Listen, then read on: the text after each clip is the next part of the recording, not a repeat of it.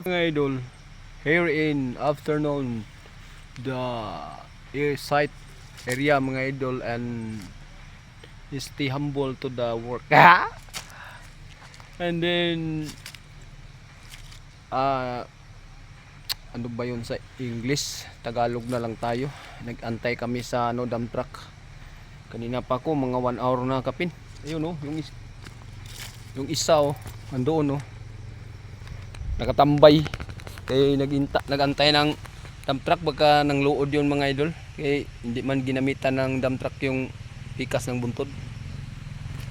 Okay, mag-aagi mga idol oh. Lag tayo din mga idol. Oh, hindi man ginamitan ng dump truck yung isa mga idol, yung yan. Yan oh. Yan, hindi yan ginamitan ng dump truck. Pinasapasa lang ko. Pinapasa lang namin, ako ang nagkating, tapos yung isa na receive. Kaya siguro hindi nagpunta dito, lumudluod yun. Luod ba? Kasi ang tao mga idol, basta mangluod-luod, ayan.